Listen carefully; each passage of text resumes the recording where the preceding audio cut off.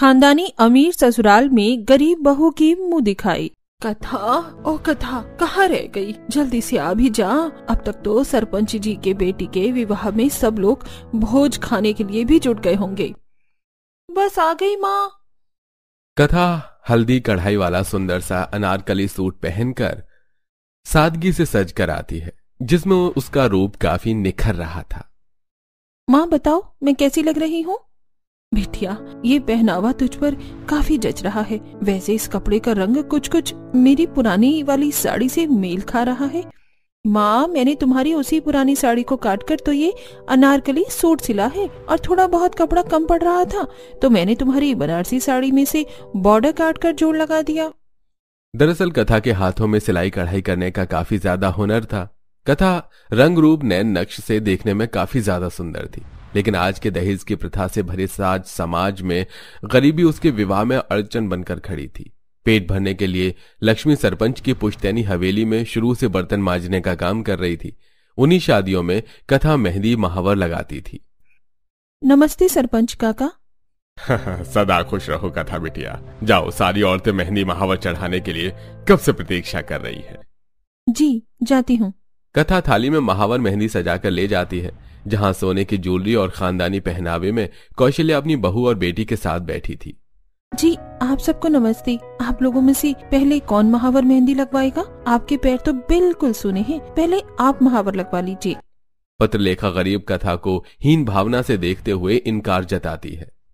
नहीं शुक्रिया, मुझे अपने पैरों में ये डार्क रेड कलर लगवाकर अपना एक्सपेंसिव पेडिक्योर खराब नहीं करना, तो मम्मी जी को लगा दो। पर एक सुहागन स्त्री का पैरों में महावर लगाने का महत्व होता है, इससे पति की लंबी उम्र होती है। बाकी आपकी इच्छा है।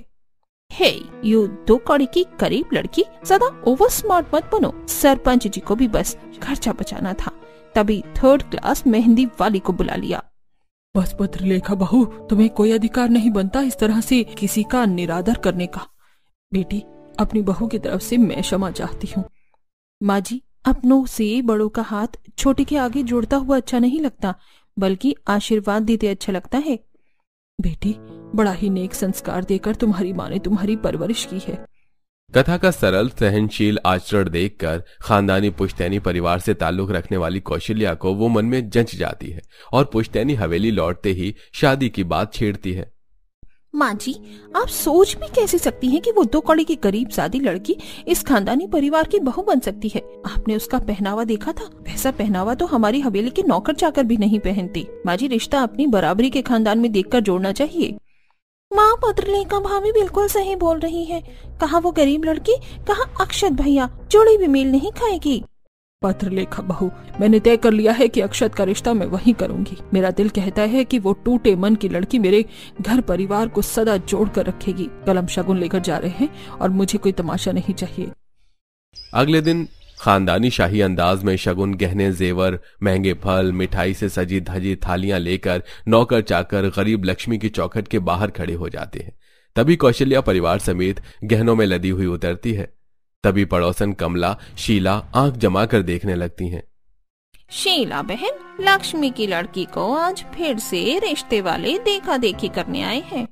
वैसे गहने पहनावे से देखने में तो एकदम रजवाड़ी खानदान के लग रहे हैं। सारी औरतें सर से पैर तक सोने में लदी पड़ी हैं। तभी एक एक करके नौकर चाकर शगुन की थाली लेकर अंदर जाते हैं। जी नमस्ते बहन जी, मुझे आपकी कथा अपनी छोटी बहू के रूप में जज गई है। अगर आपको रिश्ता स्वीकार है तो शगुन स्वीकार कर लीजिए। अपनी गरीब बेटी के लिए इतने ऊंचे खानदान से रिश्ता आया देखकर लक्ष्मी की आंख भर आती है। बहन जी इतने ऊंचे खानदान से भला कौन रिश्ता नहीं जोड़ना चाहेगा? मुझे रिश्ता स्वीकार है। तब कौशल्या कथा के सिर पर चुनरी उड़ाकर हाथ में फल, मिठाई, जेवर और शादी का जोड़ा देती है। कुछ ही दिनों में कथा की धूमधाम से शादी होकर वो खानदानी अमीर ससुराल में बहू बनकर आ जाती है, जहां नौकर चाकर फूल बरसाते हुए उसका स्वागत करते हैं और पुश्तैनी तौर तरीके से उसका गृह प्रवेश होता है, जिससे जलते हुए पत्रलेखा उसे नीचा दिखाती है। वैसे देवरानी जी तुम्हारे तो दोनों हाथों में लड्डू आ गए। आखिरकार अपनी गरीब झोपड़ी छोड़कर इतने अमीर खानदान घर द्वार की बहू जो बन गई हो। अपने प्रति पत्रलेखा का रूखा स्वभाव देखकर कथा असहज हो जाती है। जिठानी जी ये सोने के जेवर और पोशाक से बढ़कर बेशकीमती परिवार का स्नेह प्रेम होता है। बिल्कुल उचित कहा तुमने छोटी बहू, परिवार से बड़ा धन और कुछ नहीं होता। चलो बहू, तुम भी जाकर आराम कर लो और कुंदन, तुम अपनी धर्मपत्नी को कमरे में ले जाओ। जी मासा, चलो यहाँ से। खुंदक खाते हुए पत्रलेखा अपने कमरे में आकर पति को भड़काती है। देखा तुमने कुंदन, तुम्हारी माँ तुम्हारे छोटे भाई और उसकी बीवी को कुछ ज्यादा ही महत्व नहीं दे रही थी। पत्रलेखा, किसी गरीब को अगर खानदानी घर परिवार मिल गया तो तुम क्यों उसकी किस्मत से चल रही हो? तुम्हारे पास कौन सा कम है? जेवर, गहने, कपड़े सब कुछ तो है। अगले दिन कथा अपने मायके से मिली हल्की साड़ी पहनकर नहा धोकर पूजा पाठ करके बावर्ची खाने में आती है। नमस्ते जेठानी जी। तुम यहाँ बावर्ची खाने में क्या करने आई हो? जेठानी जी, आज मेरा ससुराल में पहला दिन है तो पहली रसोई बनाने आई हूँ। दिखा दी ना गरीबों वाली जात। तुम्हें ये दर्जनों नौकर चाकर दिखाई नहीं दे रहे हैं क्या? इन्हें अचार डालने के लिए रखा गया है और अभी तुम्हारी शादी को बस एक ही दिन हुआ है। तुमने ये जॉर्जेट की 3rd क्लास साड़ी पहनी है। जेठानी जी, ये साड़ी मेरे मायके से मिली थी। माँ ने बड़े दिल से दिया था और पहली रसोई में पकवान बनाना था, इसलिए मैंने सोचा हल्की ही साड़ी ठीक रहेगी, इसीलिए पहन लिया। देवरानी जी, अब तुम एक ऊंचे और इज्जतदार खानदान की बहू हो, किसी गरीब झोपड़ी में रहने वाली साधारण सी लड़की नहीं, इसलिए अपना पहनावा चेंज करो। और ये क्या इतने हल्के टॉप्स डाल रखे हैं? तुम्हारी भारी ज्वेलरी कहाँ गई सारी की सारी? जी, वो दरअसल मुझे उन जेवरात से भारीपन सा लग रहा था, इसीलिए उतार कर रख दिए। देवरानी जी, अभी तुम्हारी मुंह दिखाई भी नहीं हुई है और तुम इतनी सिंपल सी बनकर रहोगी। अगर पड़ोस से कोई देखने वाला आ भी जाए तो हमारी कितनी थूथू होगी। तुम्हारे पास ढंग की साड़ी नहीं है तो मुझसे ले लो। पत्रलेखा जानबूझकर कथा का अपमान करने के लिए उसे अपने कमरे में लाती है और अपनी महंगी महंगी ड्रेस से भरी अलमारी खोल करके दिखाती है। वैसे तो ये सारे कपड़े पुराने हैं, लेकिन इसकी भी कीमत लाखों रुपए में है। एक एक ड्रेस एक्सपेंसिव है, तुम इसे मेरी तरफ से तोहफा समझ कर रख लो, हिचकिचाओ मत। पर जेठानी जी, मैं आपके कपड़े कैसे ले सकती हूँ? ये तो आपके हैं और इन पर आपका अधिकार है। सब कुछ हड़क कर मक्खन लगाना तो कोई तुमसे सीखे। पत्रलेखा ऐसा बोल रही होती है कि तभी कौशल्या कमरे में दाखिल हो जाती है। कथा बहू, तुम यहाँ हो और मैं तुम्हें तुम्हारे कमरे में ढूंढ रही थी। चलो चलकर एक बार अपनी मुंह दिखाई का जोड़ा चुन लो। कथा अपनी सास के साथ नीचे हॉल में आ जाती है, जहां बरसों से उनके घर में खानदानी कपड़े लेकर आने वाले बैठे हुए थे, जो कि एक से बढ़कर एक मुंह दिखाई का जोड़ा दिखाते हैं। ये देखिए कौशल्या जी, ये मुंह दिखाई का जोड़ा एकदम मॉडर्न और नए डिजाइन का आया है। बहू रानी पर यह बादामी रंग खूब खिलेगा। वैसे इस मुंह दिखाई के जोड़े का कपड़ा भी एकदम मक्खन जैसा मुलायम है और रंग भी मुझे पसंद पड़ गया है। बहू, अगर तुम्हें पसंद हो तो ले लो। उनमें से कोई सा भी एक्सपेंसिव जोड़ा कथा को पसंद नहीं आता है। माँ जी, मुझे इनमें से कोई सा भी जोड़ा पसंद नहीं आया। मुझे पुराने कपड़ों से ज्यादा जुड़ाव है। बहू, ये बात तुमने मुझे पहले क्यों नहीं बताई? आओ मेरे साथ। कौशल्या अपनी गरीब बहू को अपने कमरे में लाती है और पुराना सा संदूक खोलती है, जिसमें बहुत ही पुराना सा सुंदर जोड़ा रखा हुआ था, जिसे निकाल कर वो बहू को देती है। बहू, ये हमारे परिवार का पुश्तैनी जोड़ा है। इसकी चुनरी का लंबा मानो हमारी शान को दर्शाता है और ये खानदानी दौर से चलते आ रहा है। वैसे तो हमारे घर की मुंह दिखाई में बहुएं इसे ही पहनती हैं, लेकिन अंतिम बार जब तुम्हारी जेठानी की मुंह दिखाई हुई थी तो उसे ये जोड़ा जचा नहीं था, इसीलिए मैंने तुम्हें भी नहीं दिखाया, मगर इसे सहेज कर रखा है। कथा को अपनी सास का दिया वो खानदानी मुंह दिखाई का जोड़ा काफी ज्यादा पसंद आता है। माँ जी, मुझे ऐसा ही पहनावा पसंद है। मैं अपनी मुंह दिखाई पर इसे ही पहनूंगी। पर देवरानी जी, इस बार इस मुंह दिखाई के जोड़े की हालत तो देखो। इसका कलर कितना डल है और डिजाइन कितना ओल्ड फैशन है। जेठानी जी, पुराने पहनावे हमें हमारी संस्कृति से जोड़ते हैं। इंसान जितनी सादगी में सुंदर लगता है ना, उतना श्रृंगार में नहीं। कथा उस जोड़े को अपने कमरे में ले जाती है और उसमें जड़ी मोतियों को टांग कर कारीगरी करती है और अगले दिन मुंह दिखाई में वही खानदानी पहनावा पहनकर सुलह श्रृंगार करके अच्छे तरीके से तैयार होकर आती है। उसे देखते ही सभी औरतों की नजर टिक जाती है। वाह भाई वाह कौशल्या बहन, मान गई तुम्हारी गरीब बहू का मुंह दिखाई का लहंगा तो बड़ा ही महंगा लगता है। और देखो कितने अदब से घूंघट निकाल कर जोड़ा पहना है। दूर से ही संस्कार साफ झलक रहे हैं। और एक बड़ी बहू थी जिसने मुंह दिखाई से पहले ही सबको मुंह दिखा दिया था। पड़ोसी ने बातों ही बातों में पत्रलेखा के स्वभाव का उपहास उड़ाती है। इसके बाद एक एक कर सब कथा की मुंह दिखाई करती हैं और उसके पहनावे पोशाक की बढ़ चढ़कर तारीफ करती हैं। वहीं दूर खड़ी जेठानी के चेहरे पर पछतावा साफ तौर से देखा जा सकता था। गरीब बहू ने की खुद की पसंद वर्सेस माँ की पसंद से शादी। ओमवती बाजार से सब्जी ले रही थी कि वहीं तनीषा एक लड़के के साथ दिख जाती है। बाप रे बाप सुनीता, तूने अपनी चोरी को ज्यादा ही आजादी दे दी है। बता, खुलेआम बाजार में एक लड़के का हाथ पकड़कर उसके साथ आइसक्रीम खा रही थी। देख, आजकल का जमाना ठीक नहीं है, बाकी तेरी मर्जी, थोड़ा तनीषा को समझा।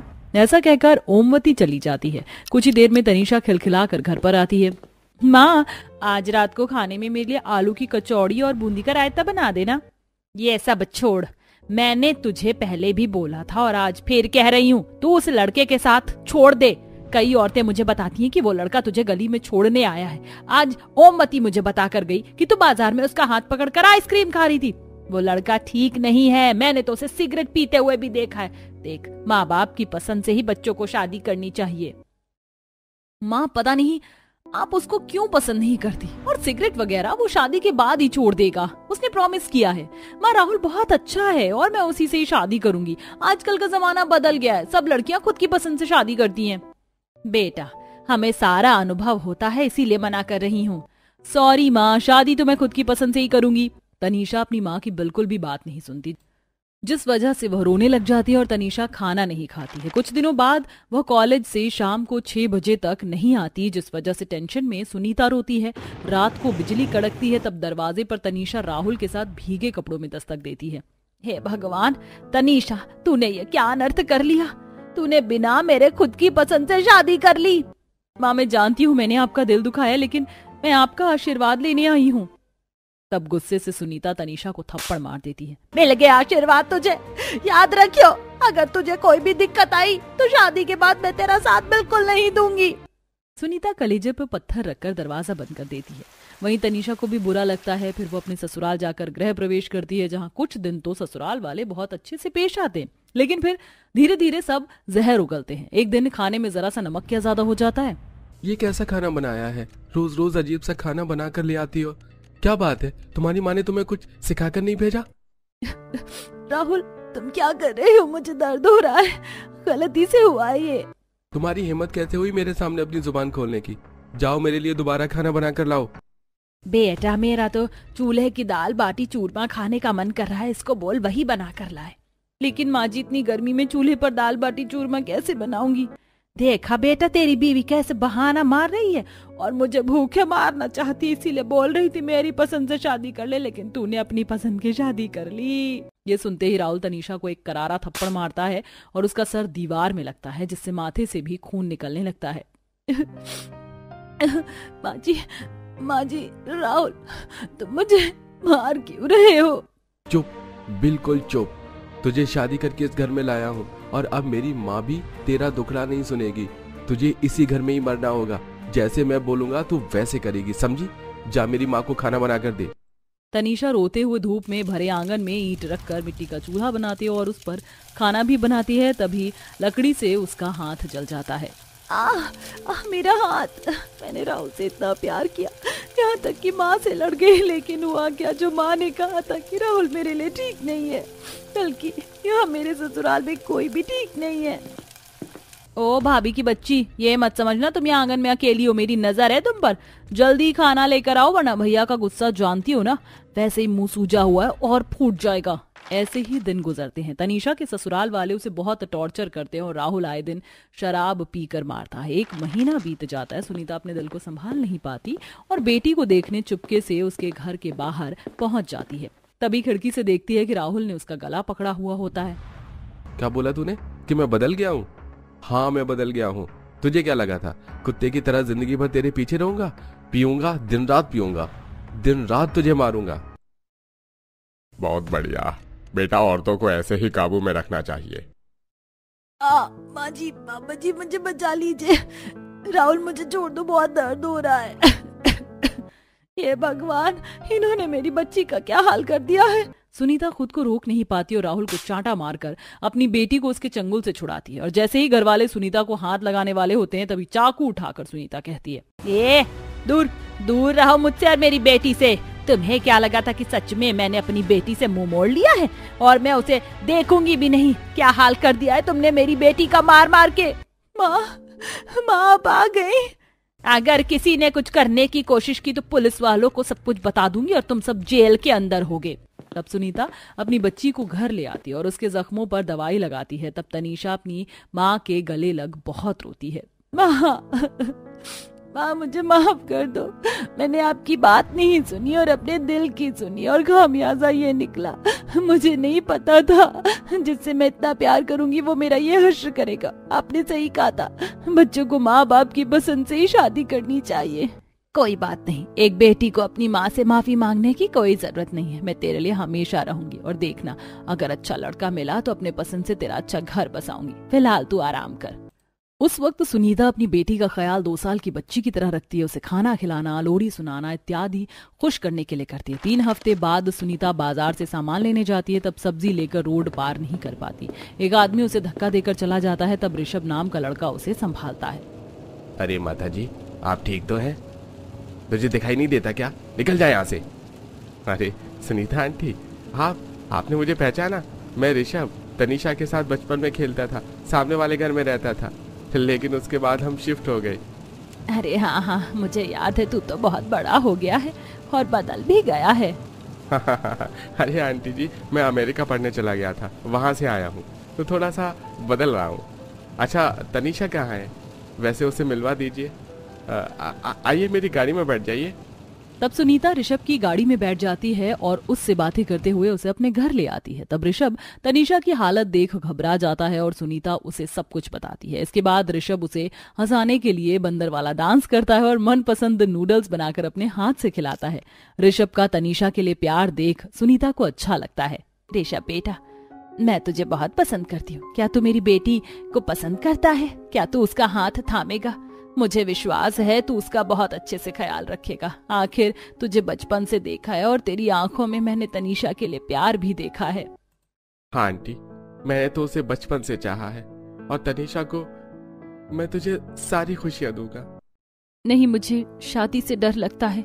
बेटा, ये मेरी पसंद है, तुझे डरने की कोई जरूरत नहीं है।